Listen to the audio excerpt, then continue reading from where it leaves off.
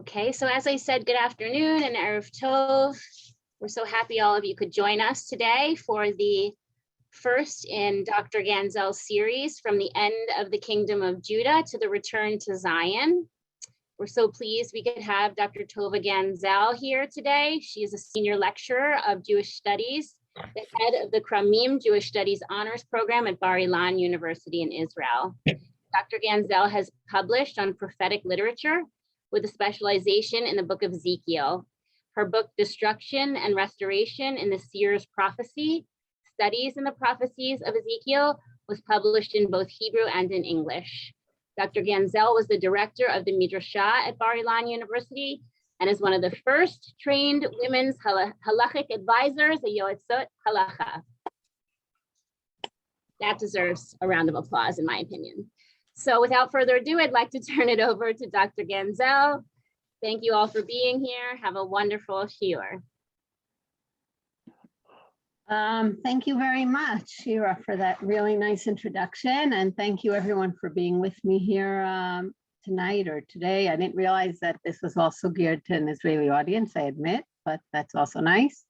I'll give a brief intro and then we'll talk about, what we're going to talk about in the coming hour and this series.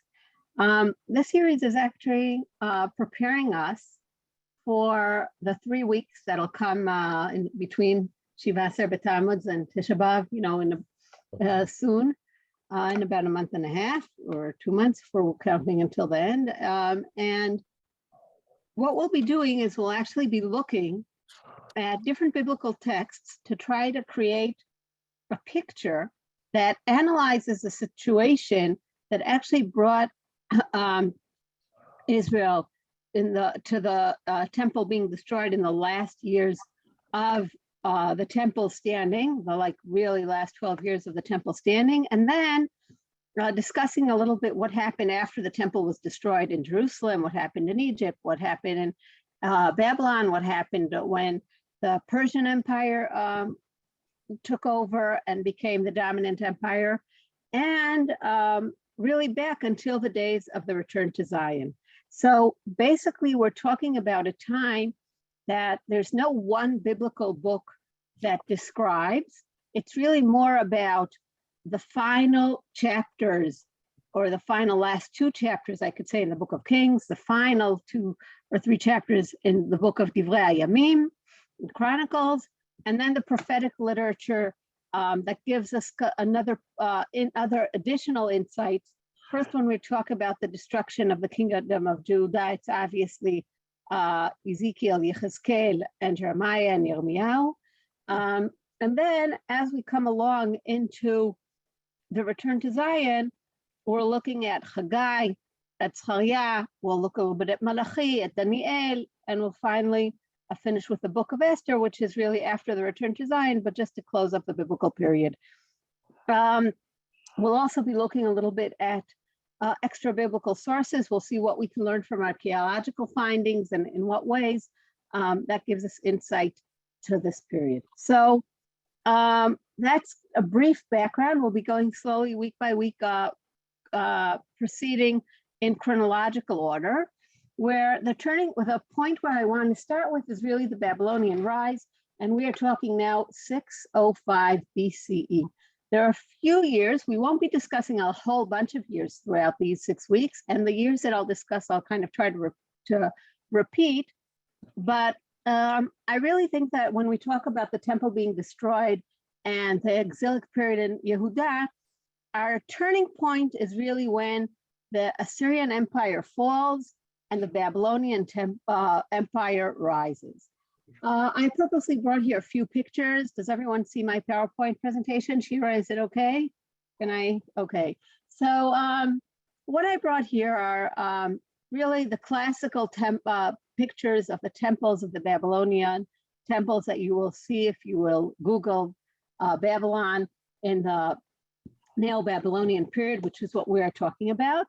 We're talking about an empire which was in, I would say, objective descriptions, very, very minimal in its influence on the history of the world in the ancient Near Eastern context. So, and what we see in the Bible, or what we see in the Tanakh, or what we see in our own history is actually very different from what a historian would say about this period. And let me try to explain a little bit why. When we look at the Assyrian Empire, we're talking about a huge empire that succeeded over hundreds of years to conquer many, many lands and to be extremely influential. And that's why a lot of the book of Kings, of Sefer Melachim, and a lot of, almost all I would say, of the prophecies in the book of Yeshayahu, the prophecies in the book of Hosea, the prophecies in the book of Amos, they all deal with this amazing empire that was extremely influential on the world. And as part of its general influence on the world, it also exiled the northern kingdom, the 10 tribes in 722 BCE. When we're looking at the Babylonian Empire, from a historical point of view, this was a very short, brief time in history when the Babylonian Empire was influential.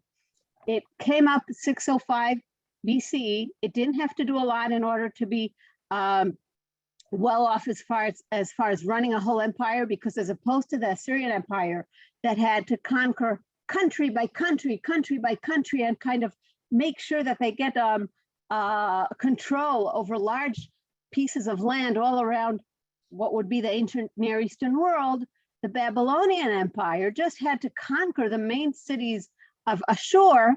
And once they did that, and the main temples, then the whole empire was actually considered to be under their control. This happened in 605 BCE, after a period of about 5 or 6 years after the Assyrian Empire fell.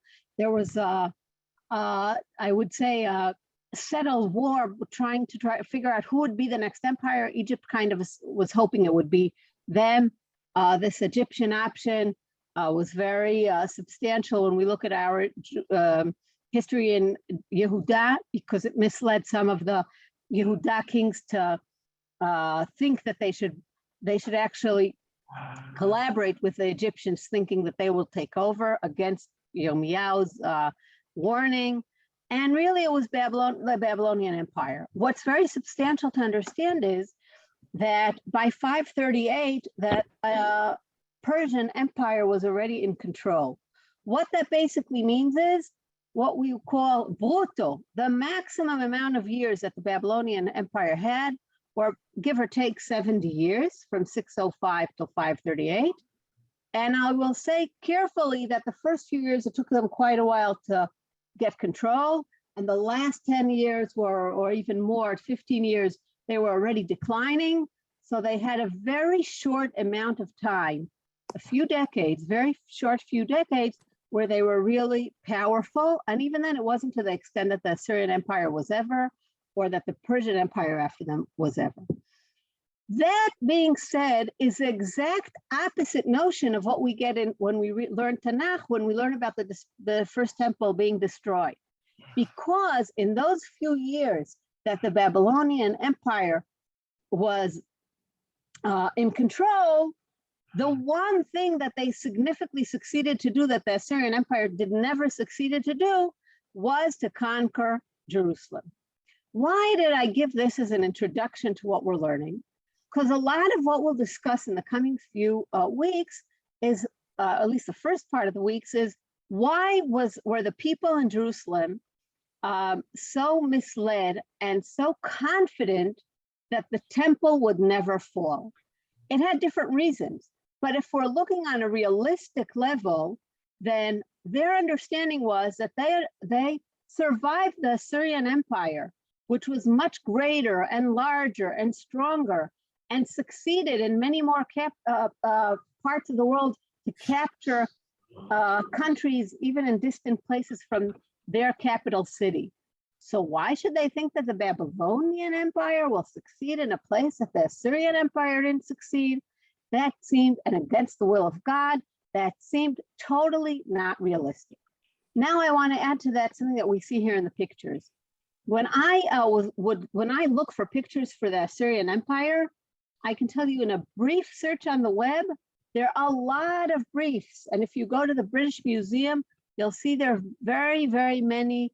I'll just say one comment because I see someone wrote in the chat that Amos doesn't mention a shul. It doesn't mention him directly, but it definitely the prophecies there are definitely indirectly mentioned that are connected to the Assyrian Empire. But I'm just, for now on, I'll try to answer questions, let's say every 15 minutes or so, okay, in a concentrated way, or 20 minutes.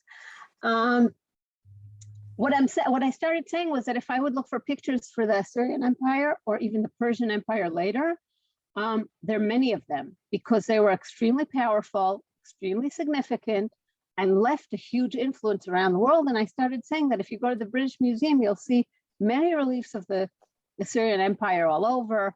The different kings, each of them was had their own palaces, colorful, dramatic, very, very big pictures. We see it in Sancherib, Ashurbanipal. Really, we see it across the board for all the Assyrian kings. When you try to look for pictures or reliefs or texts of Nebuchadnezzar, there's one, I'll show it to you later. There's another broken stone. There's very little of what they had left for the world, the Babylonians. If you go to the British Museum and you come and you ask, where's the Babylonian Empire exhibit? You'll find 2.5 things maybe. Meaning this notion that the Babylonian Empire was strong and therefore, I think someone here should be muted. Maybe I'll mute everyone if I, oh, okay. That's taken care of. Sorry, I just muted where I saw there was noise. I apologize for taking control here. Anyway, what I started saying was that it's not coincidental that if you go into a place like any worldwide museum and you look for the Babylonian evidence, archaeological findings, diggings, whatever it is, you'll find very, very minimal evidence. And that represents well the short amount of time that the Babylonian Empire was influential. Now we can discuss for a minute on a theological level why it makes sense for God to send an empire that clearly didn't have such a large impact around the world to tear down our temple.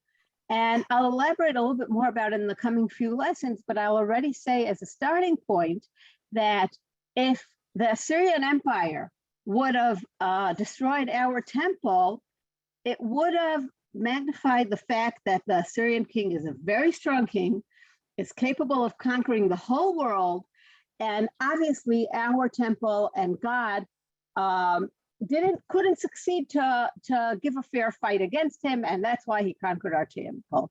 That could be a realistic conclusion.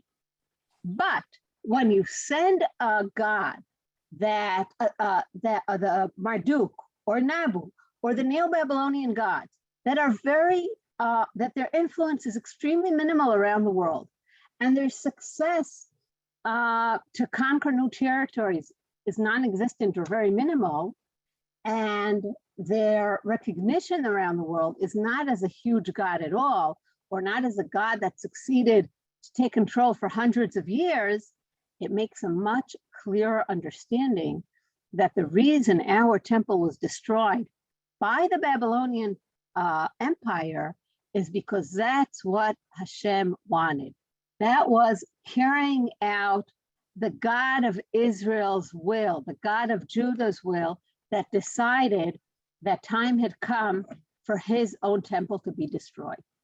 I'll say one more sentence before we move on, and I will also say that in addition to that, it's important to note that the general notion in the world at that time is that a strong God can make sure his temple is not destroyed.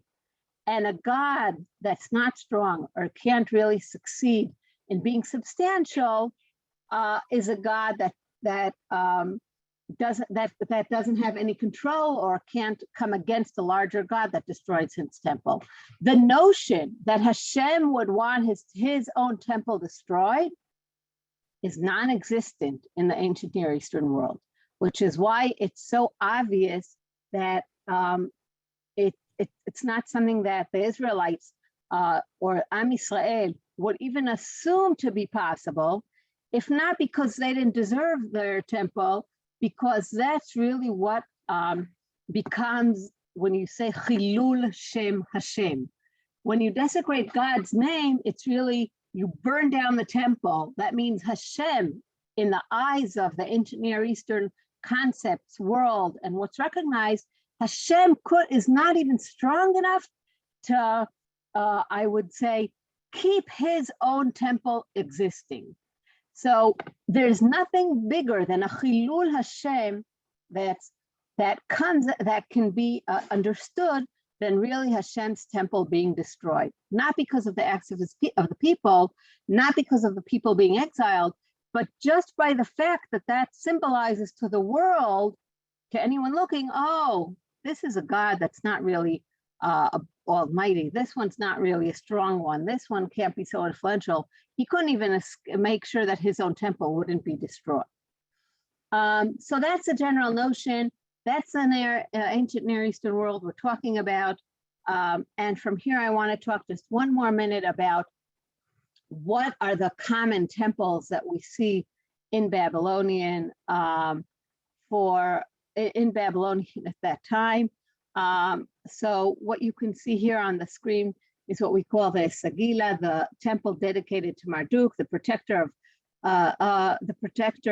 God of Babylon. And I just brought it here so you really connect a little bit to the concept that a large temple really demonstrates a strong God. This notion will be changed and will be, I would say, shifted a little bit when the Persian Empire comes about. And when we talk about the Persian Empire in about 3 or 4 classes, then we will definitely compare this temple that I discussed now and the notion that Marduk is really the one to be in control of the world, and the expectation of the Babylonian kings that anyone everywhere in their empire recognizes Marduk as the main god. I'll say one other thing. When we talk about this, is again just so we understand what is the climax that we're talking about. When I talk about the Babylonian temples, I depend a lot on, for instance, this is a good example, the remains of the Azida temple, which you see here, of course, Sipa. They have really provided, like I wrote here, considerable information on the rituals performed in the temples of Babylon. And just to note that we're talking really about the same years, because we're now going to start, as we said, it's 605 BCE. These temples were active from the middle of the 8th century BCE, and we know that they continued at least till 484 BCE. That means that they were first controlled by the Assyrian Empire, and then they were controlled by the Babylonian Empire. And this is also what the exiles that will be exiled to Babylonia, which we will discuss today, met when they were exiled, meaning it's to understand the context of the Jews when the temple was destroyed, we have to understand a little bit about how Babylonian was seen in Israel, but also what did the exiles who were exiled to Babylon see when they reached there. So this gives us a little bit of insights to what we'll see in Babel. So after we talked about the 605 conquer of Babylon, of the Assyrian Empire, the first time that we really, it becomes very significant to us in Israel is before the Yehoiakim exile. It's already in the days of Yehoiakim, which we will see the verses in a minute. But The next turning point, and I said we'll talk about a few substantial years. So if we talked about 605 was when the Babylonian Empire conquered the Assyrian Emperor, then the next substantial turning point is really when the King Jehoiachin was exiled to Babylonia. And you can see here, I put a line here on the right, what we're talking about as far as the kings in Yehuda. Just so we have a very basic timeline. Here's Chizkiah the king, Menashe the king, Ammon the king, and Yoshiao. Here already we have the fall of this is all after the fall of the northern kingdom. So we only have one kingdom, the Yehuda kingdom. These are the kings Chizkiah, Menashe, Ammon, Yoshiao, Yoyakim. Yoyakim comes about, is the ruler when Bavel, 605, when Bavel conquers the Assyrian Empire. He falls, we'll see it in a minute in the Psukim. Comes Yoyachin, he rules for a very short amount of time. He's exiled here to Babylonia. We see the route he took. And then we'll come to Tzidkiyahu, that was the last king of Yehuda. That's just to give us a time frame. So basically, we're talking about, when we talk about King Yoyachin, we're talking about like one king before the last. He was exiled here to Babylon. You can see that the exile always takes place by the way that, with the route that there's water sources, which is why no one crosses like this. Can you see my mouse when I move it? So no one crosses the desert, obviously. You go like this. This is where all the water, you see the Nahal Plat is here, and that's how all the Golim were always exiled in all generations because of the water sources. So I'll stop for a minute and I'll ask if there are questions, and then we'll go on. So if anyone wants to unmute themselves and ask something briefly, I'll be glad to answer. That was just to set the stage and to give us the necessary background to understand the world we're going to talk about. How long was the Assyrian Empire in power? That's a very good question, Naomi, right? Definitely a few hundred years. It's a good question because the Assyrian Empire, as I said before, conquered the world gradually. So if you want to say when were they influential in Israel, that's a different question than asking when were they in power. So we hear of them in Israel somewhere approximately in the middle of the 9th century BCE, 850 or so, but that's not when they became powerful. That's just when the book of Kings starts telling us stories that mention Shalmaneser, that mentioned the first of the Assyrian kings that reached our area, but they were powerful for many more years. It's just they expanded gradually. Yes, Ashton. I see you're raising your hand. So could you go back one slide so I can? Can you go back one slide? Esther, I don't see you, but I understand you're asking something. So here. Oh, yes. Yeah. Thank you. Okay. Did you want to ask something about this slide? No, I just wanted to look at it. Take it down. Yeah. Okay. Thank you. Asher, I'm with you. If your premise about destroying temples, showing power is correct, why in heaven's name did Nebuchadnezzar not destroy our temple the first time he conquered Jerusalem? He didn't destroy the temple. He carefully preserved it, and he took some booty, some of the kalim with him, along with the exiles, but he didn't destroy the temple. It wasn't until 11 years later, when he got ticked off that they had rebelled against him, that he came back, reconquered Jerusalem, and only then destroyed the temple. So that's an excellent question. I meant to address it shortly, but I'll already address it now, and I will say that there are two answers for that question. The first answer has to do with the question of what happens after you destroy a temple. After you destroy a temple, you have to be sure you can actually hold on to that part of the land and be in control of it, and make sure that you're clearly in charge. When Nebuchadnezzar came for the first time, he was a young king who had just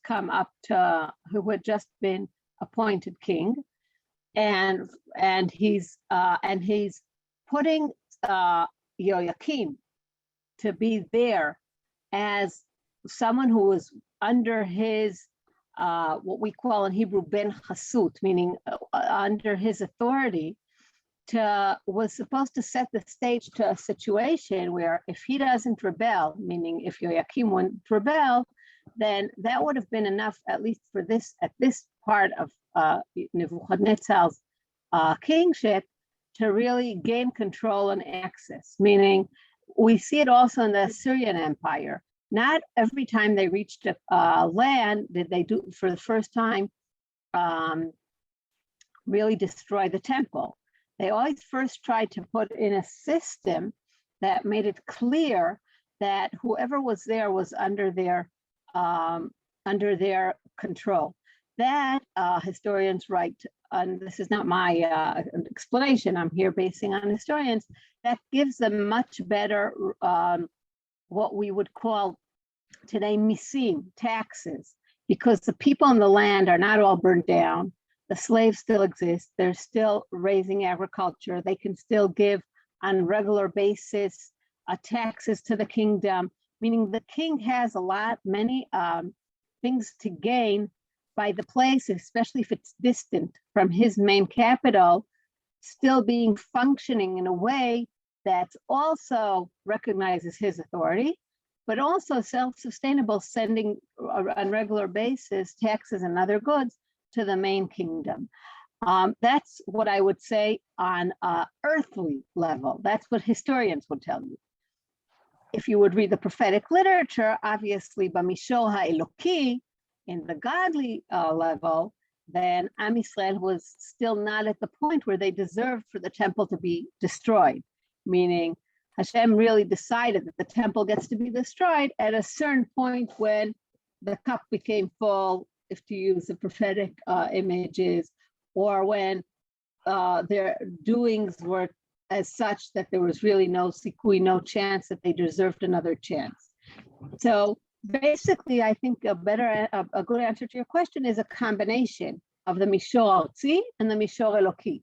What I said at first would reflect what historians or realistic people that evaluate the events based on what could or couldn't he do. Well, they would say that he couldn't do it right away. He had to gain more power and understand that they're rebelling and this is not working for it to be worthwhile for him to burn down the temple. And I will say more about it after when we reach Retzach Gedalia and we see what happens, what the alternatives were. And B'Mishor Eloki, it's when Hashem decided the temple would be destroyed, which was not at 597, but only at 586. I see Yehudi. Yes. Yes. Okay, I have two questions. Question one, if it's really true that the main thing or a substantial thing was destroying the temple, then why when they burned down Shomron did they completely neglect Beit Del where the temple was? Basically, that would have been a much more important thing to do, but they don't bother with Beit Del at all. They let it stand. Beit Del's still involved in Yoshio's time. You know, it's still active as a temple in Yoshio's time, and Yoshio has to make a special effort to knock it off. That's question one. Question two, I wrote in the chat is, I understand what you're saying about the Babylonians and the Assyrians, that the Assyrians were a bigger enterprise, but the Tanakh doesn't seem to say it that way.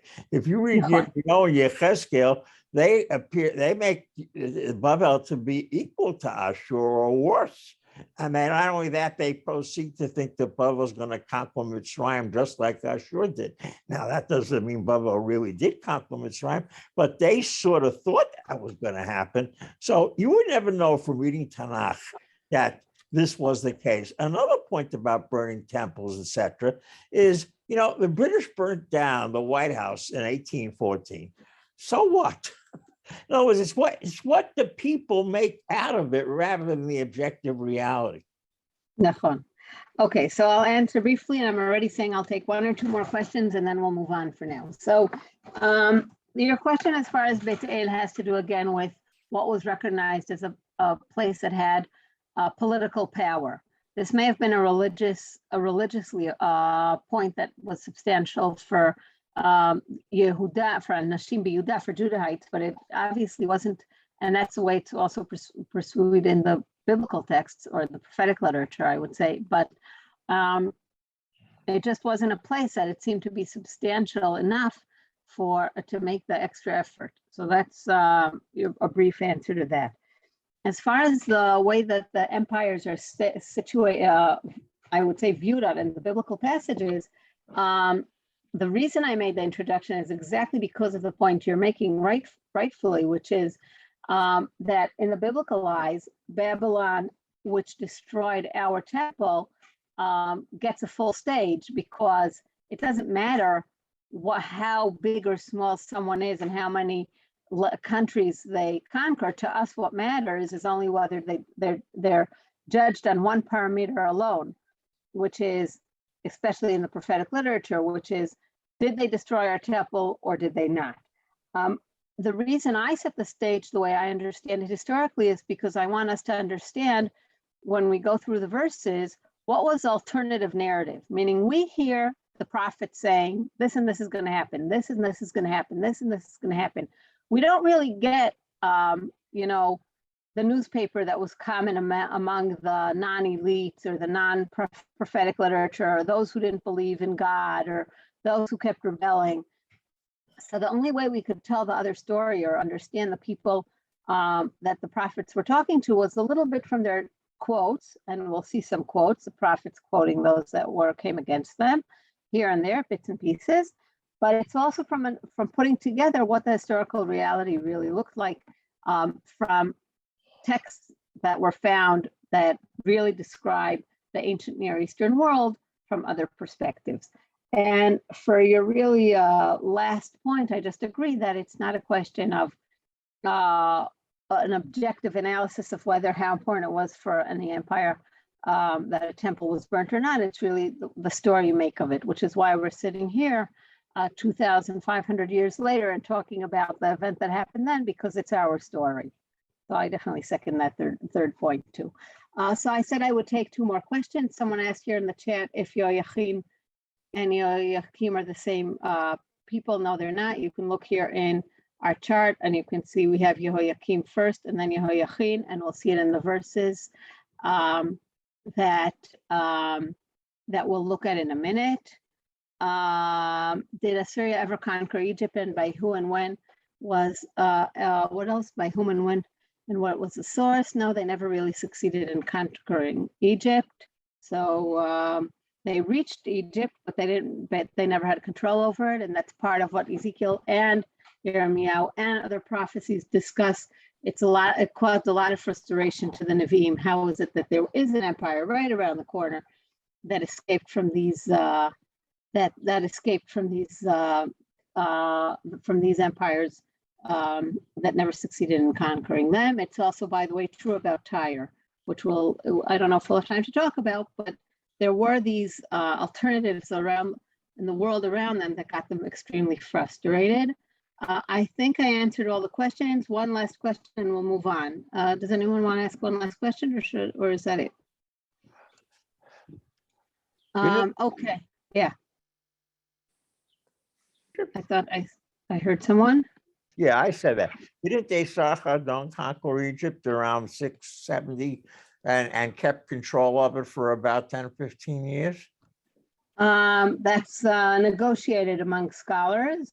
The common understanding is that he reached Egypt but didn't really have total control over it. So the word control is a little misleading because there's a whole spectrum of what could be called control, from making you give me taxes until making sure that you obey my or understand my religious rituals and God, that you have got the Assyrian Empire, for example, which had a very hard control at sometimes and many times, actually made the lands that were under their control put mizbachot and gods that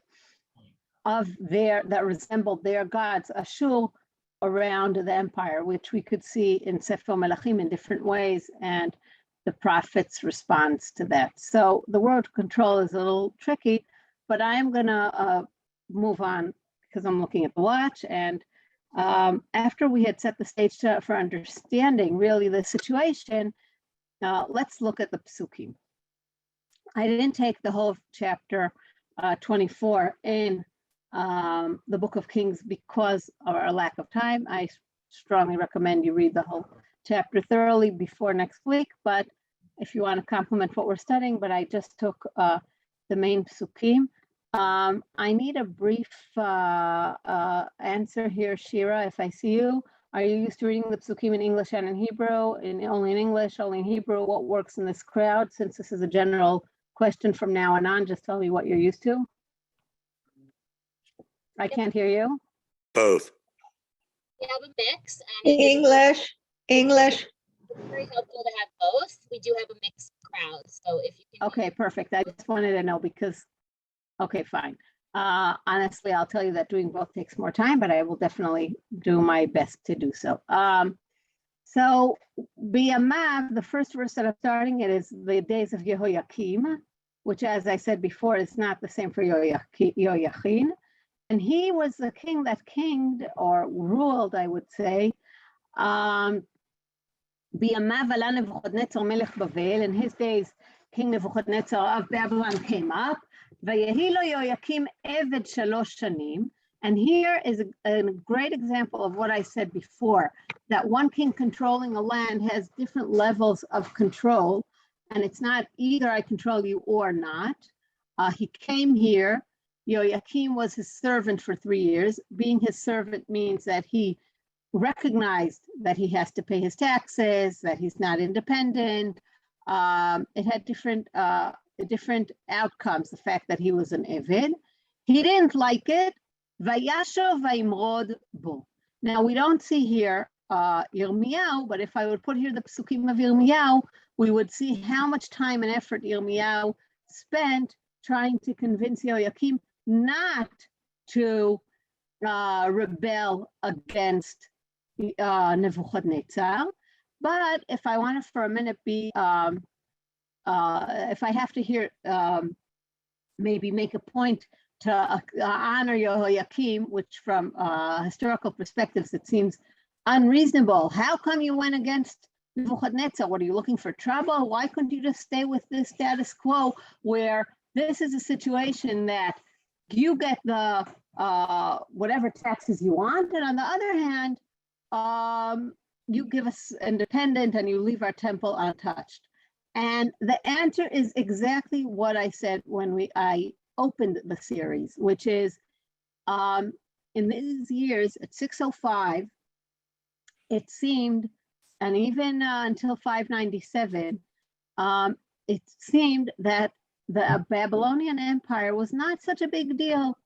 They had just conquered the Assyrian Empire. It seemed like in 1 minute, maybe the Egyptians will conquer the whole empire.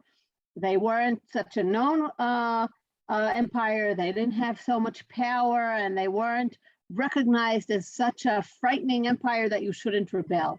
So as I said before, when we look at it from a historical perspective, a few years later, and this also answers the question I was asked before, when you look at it from a historical perspective, you say, well, both sides we can question. Why didn't, like I was asked before, why didn't Nebuchadnezzar just destroy the temple already and that's it? And on the other hand, why does Yoyakim rebel? What, is he looking for trouble? And it's the same exact answer for both questions. Nebuchadnezzar had just regained power. He was a young king. He hadn't had the record that the Assyrians had, and these were like his first steps. These was like a milestone steps, and he's starting to become substantial. So that's so that now we understand that the Babylonian Empire wasn't so dominant in these years around the world and didn't have such a strong reputation, which is why Yoyakim thought, here, God Hashem will now be recognized around the world. Here's my opportunity to be totally independent. But no, and then the verses go on saying, I skipped a few verses here, Vayishkav Yoyakim im avotav, vayimloch Yoyachim bno tachtav. Joachim slept with his fathers, meaning he died, and his son Yoachid succeeded him as the king. By the way, all these translations are from Sepharia. I'm not taking responsibility for the level of the English translation. I just used what was easy for me to access. ולא הוסיף עוד מלך מצרים לצאת מארצו. Now, note something that I put here on our screen, just so you understand that the Babylonian Empire is starting to become more noticeable and substantial, because the king of Egypt, that once thought that maybe he would be able to be an alternative to the Babylonian Empire, understands that the Babylonian Empire is becoming to run full force, and to the extent that the Egyptian king, as opposed to Joachim, learned his lesson and didn't try to budge and didn't try to move out forward. And that's why it says that he didn't leave his country. כי לקח מלך בבל מנחל מצרים, meaning the king of Babylonian started to really control more land, to be more influential. Ad Nahar Prat, and you can see it here from the Wadi of Egypt to the river of the Euphrates. Kol asher hayta lemelech Mitzrayim. Again, that's why I said before that the word control is a tricky word. It doesn't mean that he conquered their temples or that he removed the king. As you can see, Melech Mitzrayim is still here. The king of Egypt is still here. It just means that the king of Babylon is gaining power. And here is where we start our class. Ben 18 shana Yoachin b'molcho. Yoachin was 18. He was a very young king. ושלושה חודשים מלך בירושלים, and he only was ruling for 3 months. ושם אמו נחושתה בת אלנתן מירושלים, and we even has his mother's name, which is pretty extraordinary. והיה שרה בעיני השם ככל אשר עשה אביו. For who asked me before, here comes if I said there's a מישור ארצי and a מישור האלוקי, there's a rational level, and there's also what you would say the way Hashem dominates the world. Here's the reason for the time that he deserved to be exiled, because he was displeasing the Lord, just as his father has done. בעת ההיא, in those days, עלו עבדי נבוכדנצר מלך בבל ירושלים, ותבוא העיר במצור. So now we already understand, I'm going back for 1 minute, that if we had, first time Nebuchadnezzar came around here was here, the first time Nebuchadnezzar came around, Joachim was here.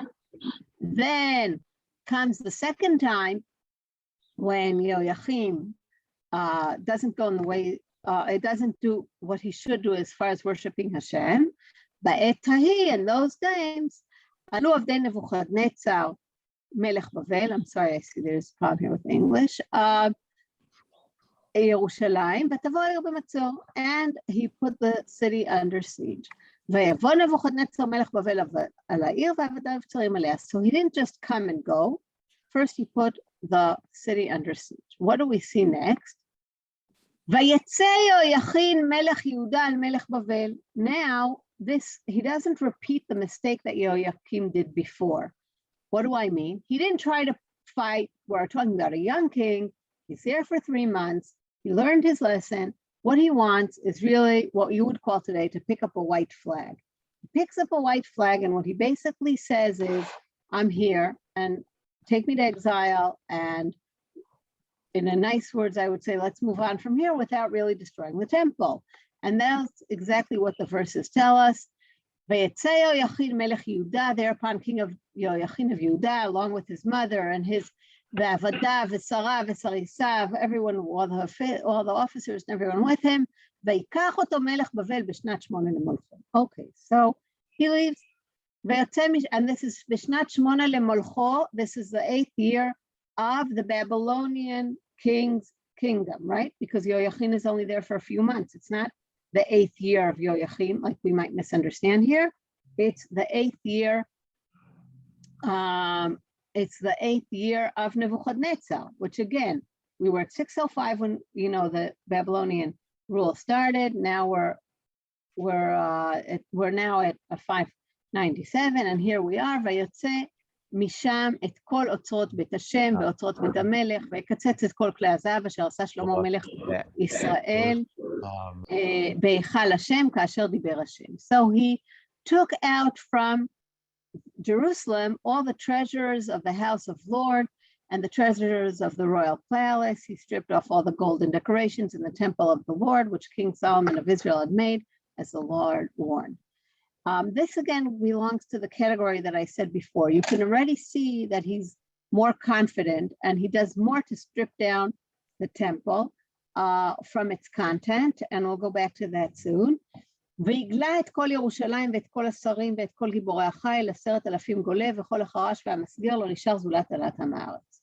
Now, the prophet Yechezkel was exiled exactly in this pasuk.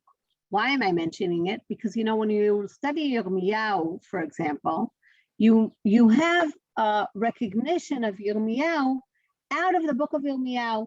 The book of Kings mentions him, so we know more about him than what his book says. But when you study the book of Yechezkel, unfortunately, we don't know anything more than what the book of Yechezkel says. Yechezkel is not mentioned anywhere in the Tanakh, anywhere in the Bible, which is not the book of Yechezkel itself. So I'm saying this with, smiling, but I'm saying if you want to find Yechezkel out of the book of Yechezkel, look for him in this pasuk where it says, "Vehigla et kol Yerushalayim," that he exiled all of Jerusalem, ve'et kol hasarim, and all the commanders, ve'et kol giborei hachayim, and all the people that were what you would call today the top of the industry, the people who really run the country. The V'chol hacharash ve'hamasger is like saying you take all the military officers, anyone that can make any weapons, anyone who's capable of really rebelling will be now exiled. Zulat da'alat am haaretz, the poorest people were left. And among them, in this sentence, it should also say the Kohen Yechezkel. ויגל יהויכין בבל ואת אם המלך ואת נשי המלך ואת צריסה ואת אלי הארץ. So again, we see he deported everyone to Babylon, the king, his officers, his wife, anyone who was substantial, as I said before, anyone who could rebel. ואת כל אנשי החיל 7,000 והחרש והמסגר, כל גיבורים עושי מלחמה. They were talking about several thousand people, all those that were trained to battle. Now what he does is, he basically puts a different king, which is a very interesting choice. וימלך מלך בבל את מתניה דודו תחתיו, ויסב את שמו צדקיהו. What we learn from the choice here of the Babylonian king to put Mataniah, to put someone from the heritage of the Yehuda kings of Malchut Beit David, continue the lineage from the same family, which is basically Dodo would make him a brother of Yehoiakim, to continue ruling, basically means he understands the importance of the country being controlled by the dynasty that's recognized as the in Yehuda as who should be the king of the land. But he doesn't, it's not okay, fine, now do what you want. By changing his name, he's basically making a very clear statement about who's the rule here. You know, when the Ethiopians, Jews came to Israel in 91 and 92, the people in Misrad HaPnim took the liberty to many times say across Ethiopian Jews and tell them, oh, your name is so-and-so. That's a very complicated name in Israel. Why don't you become Sarah? And this name, oh, we never heard of this name. I don't even know how to spell it. Why don't you become Leah? Well, why don't you become, and it's very interesting to see that if you look at it today, 20 years later, a lot of these people who were then in their graduates in elementary school or high school or whatever, are rebelling against that change and going back to their Ethiopian names. And why am I giving this as an example? Because what they're basically saying is, when you changed my name, you took control over my identity. You took control over my life. You took away something of who I am, of my story. Who are you to decide that this and this name is a complicated one and call me Sarah? I'm purposely not saying any names because I don't want to hear to frame any name or anyone. But what I want to say is that a name is something very significant, and it has a deep meaning of who you are. So I'm not comparing the Ethiopian jury to the Babylonian king, the Kidim and Misad Apnim to the Babylonian king, but in a way I am, because I'm saying when you change Tzidkiyahu's name and when Matanya's name, and you say you're from now Tzidkiyahu, you're basically saying you're going to do as I say, including your name, meaning you're going to sign the documents saying that you're under me. You're going to use the name I gave you to represent yourself in anywhere and in any situation. And that is very substantial. It's not just a technical thing. Like I said, like we can see 20 years later from a perspective.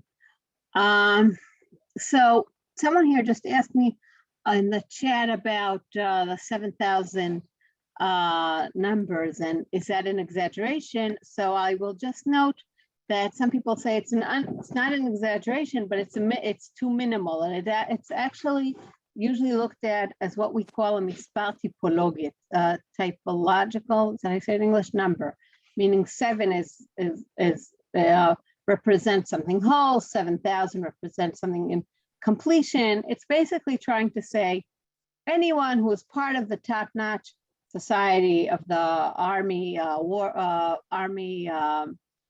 top army officers, they were all taken. Anyone that could work with in any way that could make any kind of neshek, anything that had to do with battles. I just want to move on, and I want to say that the really what's very substantial in these years, in our understanding, I'm just having a hard time following the chat, so I apologize. In our understanding, what happened in Babylon to those 7,000 or however many people that were exiled is really given to us by a narrative that's within the book of Ezekiel, which we will talk about for a few minutes today and then start with next week, God willing, which is the prophet who lived, and I wrote here, at least 25 years in Babylon. Why did I write at least 25 years? Because we know from the opening of the book that it says that he starts prophesying 5 years after he was exiled, and that he was exiled with the Jehoiachin exiles. So that's why I know that he was exiled at 597 BCE. I wrote 573 because that's the latest date in the book. It's mentioned in the opening verses of the prophetic section in chapters 40 to 48. It's actually also mentioned in another place within the book, in the prophets to the nations. That doesn't mean that that's his latest prophecy. It just means that it's the latest dated prophecy. So I know that he was in Bavel, substantial, as an active prophet if it's from the 5th year of the Babylonian exile until the 25th year of from the Babylonian exile, for at least two decades, and probably even more, because not all prophecies have dates. What that gives us is a very substantial point of view to what was going, what the exiles were going through and how they viewed what was happening in Israel. And also, when we compare Yirmiyahu and Yechezkel, who are two prophets that prophesied in the same exact years, meaning not Yirmiyahu started earlier, but at least some of the time that Yirmiyahu prophesied was also parallel to the time that Ezekiel prophesied, then we basically can compare two narratives which are extremely substantial. The narratives of those who kept living in Israel after the Galut of Jehoiachin, after the Jehoiachin exile, until the temple was destroyed, and also afterwards. That's Yirmiyahu, until the last of the people go to Egypt and what happens then. And in Yechezkel, we have more than 2 decades of what happened to the exiles that sat in Babylon while all this was happening in Jerusalem, which is why this is so substantial. So the most substantial thing, and that's what we'll end with today, Shira, we end at 8, right? Is and I will say one word of introductory, and then I think it'll be clearer. The most substantial thing that Ezekiel has to do in the years that are before the temple was destroyed, and here it is in English, is really to convince the people that are around him that God has left the temple. Meaning, we're not, in Ezekiel's eyes, we're not talking about two populations, one in Israel that has an existing temple with God dwelling within it, and a group of exiles that are now departed from God. But what Ezekiel's telling us already 7 years before the temple was destroyed in Jerusalem, from the 5th year of he was exiled, is exactly this. I'll go back to the Hebrew and then to the English. There are a few verses that I chose from the 10th chapter in the book. We won't see all the details in the psukim, but what you can see here is he sees a man dressed in clothes. Take fire from what Galgal is part of the description of God that we see also in the chapter of the Chariot in the first chapter of the book. It's a way to hint to God. Mi beinot lekuvim, from the kruvim. וישלח הכרוב את ידו מבינות לכרובים אל האש אשר בינות הכרובים וישא וייתן אל חופני לבוש הבדים ויקח ויצא וירומו הכרובים היא החיה אשר ראיתי בנהר כבר ויצא כבוד השם מעל מפתן הבית ויעמוד על הכרובים ויעמוד פתח שער בית השם הקדמוני וכבוד אלוהי ישראל עליהם מלמעלה היא החיה אשר ראיתי תחת אלוהי ישראל בנהר כבר, ואדע כי חורבים המה, אשר ראיתי על נהר כבר מראיהם. So let's see it now in English. We're really talking about Ezekiel describing God's leaving the temple, and you could see it in these verses. When he commanded the man dressed in linen, take fire from among the cribs within the wheelwork, he went in and stood beside a wheel. Again, as I said before, that's part of the descriptions of God. And the crib stretched out his hand among the cribs to the fire that was among the cribs. He took some and put it into the hands of him who was clothed in linen, who took it and went out. The cribs accepted. Those were the creatures that I had seen by the Kvar River. Why is he noting that? To say that he wants to make it clear for his audience to understand that he's really talking about the God that I described in such detail in the first chapter. That's the presence of the Lord that I see leaving. The presence of the Lord left the platform of the house and stopped above the cribs, and they stopped at the entrance of the eastern gate of the house of Lord with the presence of God of Israel above them. They were the same creatures that I had seen below the God of Israel at the Kvar River. So now I knew that they were cribs, and from their faces, they were the very faces I had seen. I had seen them by the Kvar River. What do we see here? What we see here is a description that we'll start with, God willing, next week, where basically we are looking at the prophet Ezekiel doing his best to convince the people that are around him, the exiles, that God had left the temple in Jerusalem. It's not a temple that's built with God's presence in it that he's looking at or that he's part of when he's prophesying to Jerusalem, or that the Jerusalemites live around thinking God's still dwelling within them. It's a temple that's been emptied out from God's glory.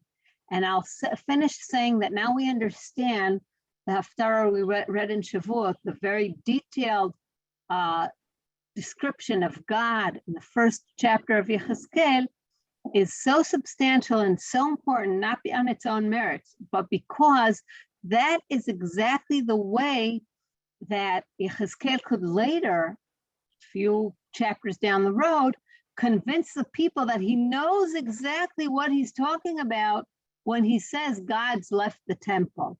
He knows because he gave us a detailed description of God that was never seen before in the prophetic literature. And now we can trust him when he's describing God left the temple, because he definitely knows what God looked like. And this is the exact God that he saw there when he came to Babel. And it's this God that he saw departing from the temple, leaving the Kruvim, and taking a journey outside of Jerusalem. So next week, we'll look at this journey a little bit more in detail and why it's substantial for the Jerusalem inhabitants and also for the Babylonian ones. And we will also see the direct and indirect dialogue of the two communities, one in Jerusalem and one in Babylon, arguing where is God situated now and which one of them is the one that's going to continue the Jewish nation. That's it for today. Any brief questions, I'll be glad to answer. I can do it briefly. Besimcha. I have a question. Yes. At that time, Yirmiyahu, was he prophesizing that Hashem was still in the Beis Hamikdash in Yerushalayim? That's an excellent question that we'll start with next week. Okay. So you have to come back. It's on I my will. slides for next week. Okay, Yes, thank Esther. you. I just want to know, I know I'll have to miss the third class. How do I get the tape, the recording? Shira, I'm forwarding that to you. Thank you.